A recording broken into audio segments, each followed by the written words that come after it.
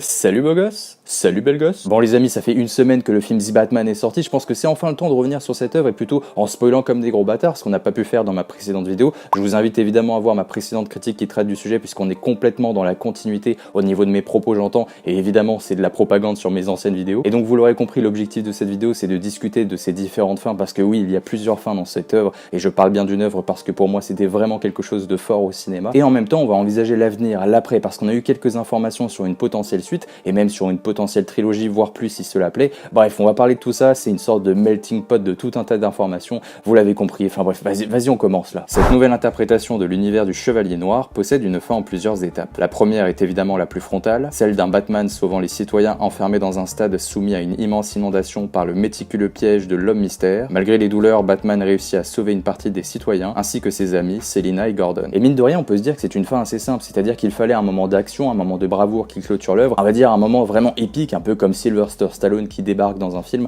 un moment d'action qui clôture le film et qui apporte une sorte de bouquet final. Et j'ai envie de vous dire que vous avez raison si vous pensez ça, ouais, vous avez totalement raison les amis, mais en même temps cette fin qui sert de bouquet final apporte une forme de subtilité. Ce n'est plus le même Batman. Quand le Batman il ouvre l'œuvre et quand le Batman il ferme cette œuvre, on a vraiment une évolution sur le personnage et je trouve que c'est quelque chose d'assez fort pour une première aventure. Ce n'est plus du tout le même Batman qui ouvre et qui clôture le film, c'est-à-dire qu'il n'est désormais plus craint par les habitants, il est vu comme un sauveur, quelqu'un qui les aide, et les scènes où ils lui tendent la main, etc., c'est symbolique pour dire ça y est, Batman va être considéré par les habitants de Gotham, il ne va plus être craint, il va plus être perçu comme une forme de créature qui arpente la nuit tel Frankenstein, il va être perçu comme un véritable héros, ça y est, les habitants de Gotham vont enfin le considérer. Et la symbolique de tout ça, c'est cette scène où il allume le fumigène, ou cette rod flare, je sais pas comment on appelle ça en français, je pense que c'est rod flare comme en Angleterre, il allume cette sorte de fumigène à partir de ce bâton, à partir de ce stick, il est dans ce noir qui est totalement sombre, extrêmement profond, et il y a les habitants de Gotham qui le suivent par derrière, il est celui qui dans l'ombre apporte la lumière au sein des habitants, celui qui arrive à faire en sorte que le royaume de la nuit devienne beaucoup plus rassurant, mais en même temps c'est celui qui est dans les ténèbres et qui arrive à allumer la lumière, l'étincelle qui fait en sorte que les habitants arrivent à trouver la lumière dans l'obscurité. Alors oui, c'est super simple, ça peut être vu comme quelque chose de gnangnan, mais cette scène elle est profondément symbolique,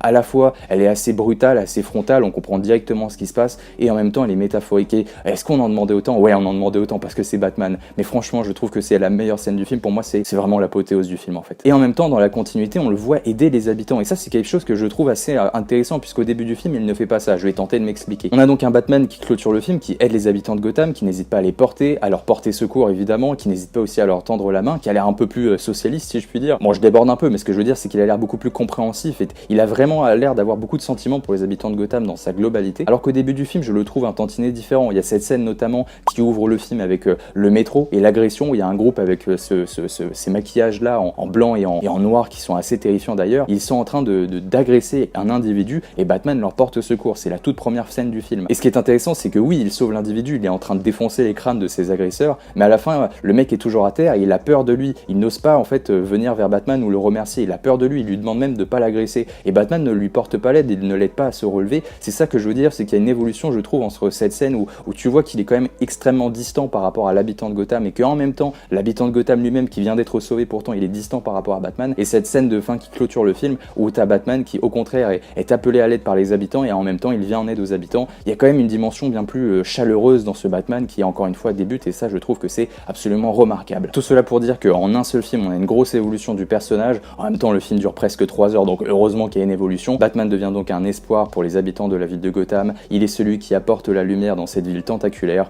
J'adore les gars, venez on continue là. La deuxième partie de cette fin montre également une forme de séparation entre le personnage de Selina, Catwoman, avec le personnage de Batman. Selina décide de quitter la ville tandis que Bruce décide de rester. Il pourrait très bien partir mais il pense être l'unique personne capable d'apporter la lumière sur la ville de Gotham, le seul qui peut protéger les habitants de la pègre qui règne. Alors oui, il y a tout d'abord cette première idée qui est assez traditionnelle dans les films de Batman, c'est que plutôt que de mener une vie normale avec une femme qu'il est censé aimer, avec cette petite histoire d'amour avec Catwoman, eh bien il préfère continuer son combat et en même temps il est qu'à ses débuts, c'est plutôt logique. Il préfère en quelque sorte gâcher une potentielle belle vie avec tout le fric qu'il a avec une belle femme, il préfère rester dans sa quête. Donc déjà c'est symbolique, c'est assez simple comme compréhension, mais en même temps cela signifie qu'il n'a pas fini sa quête. Et il y a vraiment cette idée qu'il met en avant à la fin du film, c'est que le pire est à venir et que Gotham a encore besoin de Batman. En même temps il vient de commencer, mais ce que je veux dire c'est qu'il y a cette idée aussi qui est sous-jacente que je trouve intéressante. L'assassinat de Falcone devient la chose peut-être la plus importante du film au niveau de la mythologie de Gotham, c'est-à-dire qu'on va voir la pègre qui règne, parce que Falcone apportait une sorte de calme en fin de compte. Oui, c'était l'anarchie, il y avait vraiment cette théorie du complot de la ville avec ses élites qui font n'importe quoi, mais Falcone, vu qu'il ville, attirait en quelque sorte la peur et qu'il contrôlait véritablement la ville, eh bien il y avait les clans qui n'arrivaient pas vraiment à essayer de prendre ou de s'accaparer son trône tellement qu'il était puissant. Maintenant qu'il est mort, on va voir tous ces différents groupuscules, ces différents clans qui vont vouloir prendre le trône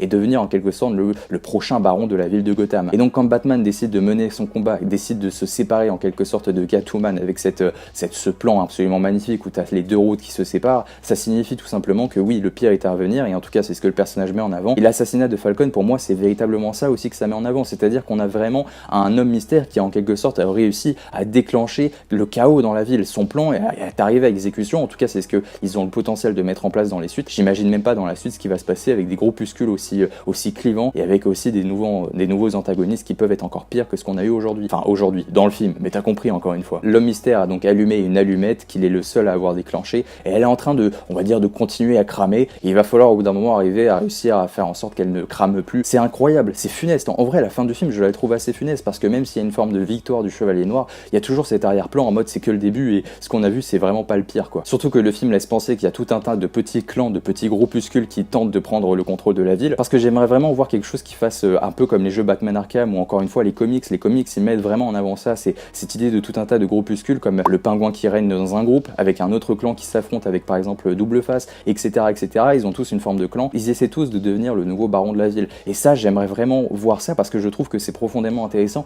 et on n'a jamais eu le droit à ça dans un film. Et là, en plus que Matt Reeves, il essaie d'aborder des films assez longs parce que s'il fait à 2h50 ou 3 heures de film à chaque fois, on a le temps de développer ces nouveaux axes et de développer vraiment une ville tentaculaire où il n'y a aucun espoir. Enfin bref, ce qui est laissé en suspens dans ce film est encore plus intéressant que le film lui-même limite. On est soumis à tout un tas de fantasmes et de tout un tas de perceptions qu'on pourrait avoir pour la suite et ça, je trouve que c'est absolument dingue et c'est ce que le film réussit parfaitement à produire. Enfin, la chose la plus intrigante reste quand même le mystérieux protagoniste de la prison d'Arkham, même si une grande partie des spectateurs pensent à juste titre que c'est le Joker, eh bien oui, c'est le Joker. Ouais, on a eu la confirmation cette semaine. Ouais, non, vraiment, c'est le Joker. Bah, en fait, il est pas encore vraiment le Joker, mais je vais tenter de m'expliquer. L'idée de Matt Reeves, le réalisateur, c'était de mettre en avant un jeune Joker qui n'est pas encore le Joker, un peu comme on assiste au début de Batman. C'est Batman, mais il n'est pas encore véritablement Batman, c'est encore un débutant. Il faut du temps un peu pour construire ces étapes. Eh bien, c'est la même chose pour ce Joker, ce n'est pas véritablement le Joker, et je vois une forme de comparaison avec ce qu'on a eu dans le Batman de Tim Burton avec Jack Nicholson qui incarnait le rôle de notre petit clown favori. Le Joker de Tim Burton, ce n'est pas véritablement le Joker jusqu'à 1 heure de film, le moment où il tombe dans l'acide. Avant qu'il tombe dans l'acide, il est déjà le Joker, mais c'est que les prémices. Et à partir du moment où il tombe dans l'acide, il devient le véritable Joker. Même si on a vu les prémices auparavant, la symbolique du fait de tomber dans ce bain d'acide fait que ça y est, maintenant nous assistons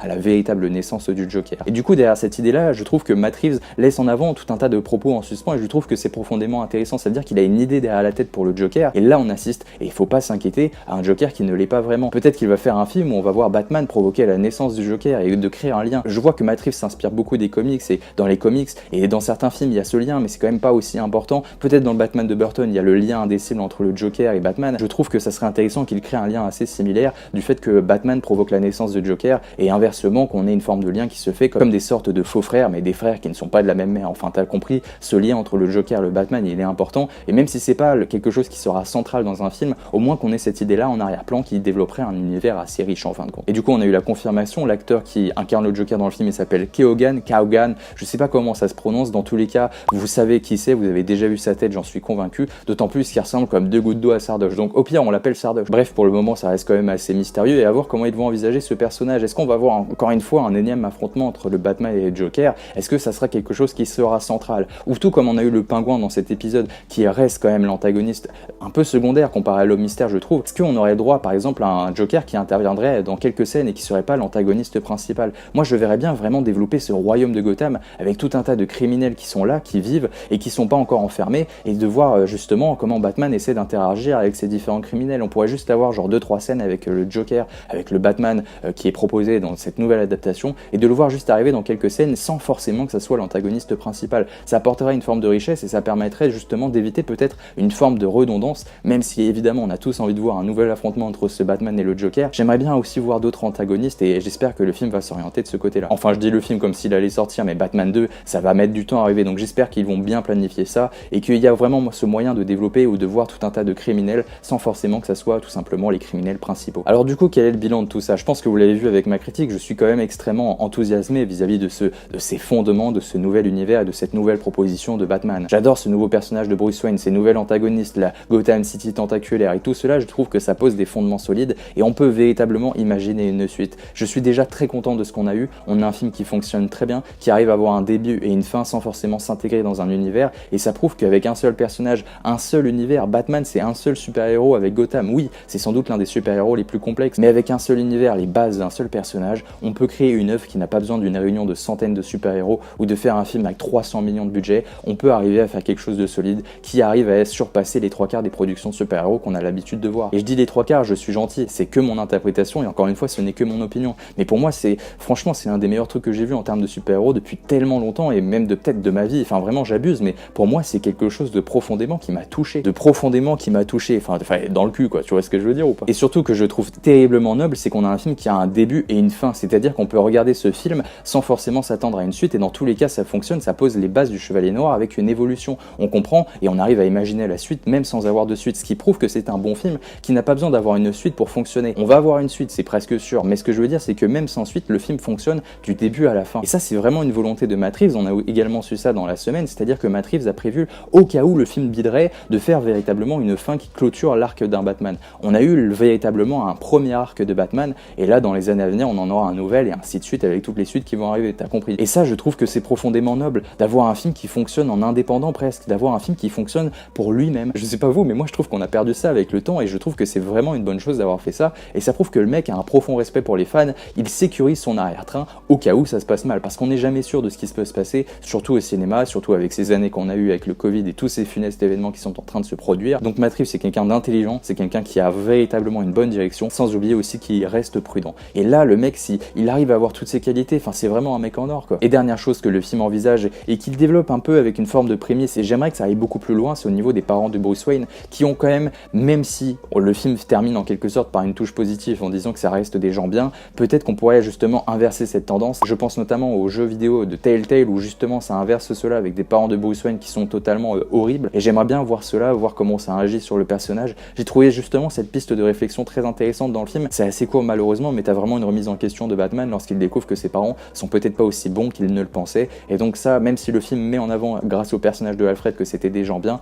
j'aimerais bien voir aussi s'ils ont un lien avec la pègre ou quelque chose de plus profond par rapport à cela. Donc je trouve que le film laisse vraiment les prémices à ça, ils ont mis ces petites graines, maintenant il faut les faire éclore, soit ils vont les utiliser, soit ils vont pas utiliser ces différentes notions, on verra ce qu'ils vont faire, mais ça laisse encore une fois une certaine richesse derrière tout ça et des pistes de réflexion à développer. Donc le mec a quand même une grosse capacité, un sacré engin de guerre derrière, et je sais qu'il a des idées en tête en plus, donc je pense qu'on peut être que confiant par rapport à l'avenir, en tout cas par rapport à Matt Reeves et le projet qu'il a posé, c'est sans doute l'une des choses auxquelles j'ai le plus confiance maintenant dans toutes ces franchises qui sortent et tout ce qui arrive au cinéma. Je conclurai par les informations dont nous disposons pour la suite des aventures du Chevalier Noir. Le réalisateur a indiqué la volonté de prendre son temps, malgré tout il souhaite continuer de développer l'univers le plus possible, cela passera par une série sur le personnage du Pingouin, ainsi qu'une série horrifique sur l'asile d'Arkham. En espérant que ces séries, que ce soit sur le Pingouin ou l'asile d'Arkham, elles restent dans la cohérence de l'univers et qu'elles apportent une forme de richesse, mais qu'elles soient pas obligatoires pour comprendre les prochains films. Je veux pas du tout qu'on arrive à une sorte d'univers étendu, oui étendre l'univers sur différents médiums c'est bien, laisser la main à des réalisateurs solides c'est une très belle chose, mais il faut pas que ça soit quelque chose qui entache la compréhension des prochains films, pas qu'on aille voir Batman 2 en ayant obligatoirement vu ces deux séries, même si je pense que ça va pas être le cas, ils sont très intelligents derrière ces projets, mais quand même, faites attention les gars, faudrait pas que ça devienne un univers étendu et qu'on commence pas à avoir tout un tas d'œuvres ou de médiums différents, voilà, qu'on soit pas obligé de lire un livre pour comprendre le prochain film Batman, enfin t'as compris comment ça fonctionne. J'ai hâte de voir ce Pingouin être développé, c'était un personnage attachant, une série qui se consacre à l'asile d'Arkham avec une teinte horrifique, moi personnellement ça me hype, encore une fois j'ai confiance en eux, j'ai confiance à leur projet, ils ont posé les bases d'un univers solide, un univers qui est complexe et qui a la possibilité d'être étendu, alors autant qu'ils le fassent et que ça rapporte plein d'argent. Ouais c'est important l'argent, ouais, mais pas trop quand même, la volonté artistique avant tout quand même. On sait donc aussi que Batman 2 est prévu, que ça devrait arriver d'ici maximum 5 ans, peut-être plus tôt si tout va bien. Robert Pattinson il a l'air déterminé comme jamais pour devenir le nouveau Batman qui soit vraiment ancré dans les générations. On sait également que le film va passer sur plusieurs années, en même temps si le projet arrive dans 5 ans c'est plutôt logique, le mec va entre guillemets un peu vieillir, et donc on sait que le film va se passer plusieurs années après. Ce qui est intéressant c'est que là on a eu la deuxième année de Batman, ça se trouve dans le prochain film ça va s'ouvrir en disant c'est ma 5e année, la 5e année où je combats le crime dans la ville de Gotham. Enfin t'as compris, on pourra avoir des capsules d'années qui se consacrent en un seul et même film et voir un peu la perspective d'évolution du personnage juste avec une scène d'introduction qui montre ce qui s'est passé pendant ces années où on était absent en tant que spectateur. Bref, ça laisse des graines extrêmement solides et j'ai hâte de voir cet univers s'étendre. Pour moi c'était vraiment un gros film, je l'ai attendu comme un dingue et je suis profondément heureux d'avoir vu The Batman. C'est un peu le Batman que j'ai toujours eu envie de voir, c'est un peu ce que j'ai dit dans ma ma critique, je me répète, mais j'ai besoin de le dire, j'avais besoin d'en parler. Et je pense que cette vidéo d'ailleurs va être assez longue, mais vraiment, j'ai pas l'habitude de faire ces vidéos. Vous savez que je parle tout le temps de films d'horreur, mais là, c'est vraiment l'envie de faire cette vidéo sur Batman, d'en parler. Et s'il faut en parler pendant 2-3 heures, je serai capable parce que j'ai envie d'en parler. J'ai envie de faire la propagande de cette œuvre parce que ça m'a touché, les mecs. Vraiment, ça m'a touché. C'était trop bien. Vraiment, j'ai envie juste d'y retourner et de passer ma vie à regarder ce film. C'est tout ce que j'ai à dire, les gars. Bref, j'espère que cette vidéo vous a plu. N'hésitez pas à me dire en commentaire ce que vous avez pensé du film, de mon interprétation de différentes fins, et également ce que vous pensez de ces fins, ce que vous pensez des informations sur la suite. Bref, sur tous les domaines, n'hésitez pas à me dire ce que vous pensez. Je lirai tout le monde et j'essaierai de répondre à le plus de personnes possible. Et bref, d'ici là, on se retrouve bientôt. N'hésitez pas à vous abonner, à liker, à commenter. La propagande de la chaîne, tu connais, et à partager surtout, c'est très important. Bref, d'ici là, prenez soin de vous. À la prochaine. Mouah, ciao, bene les gars.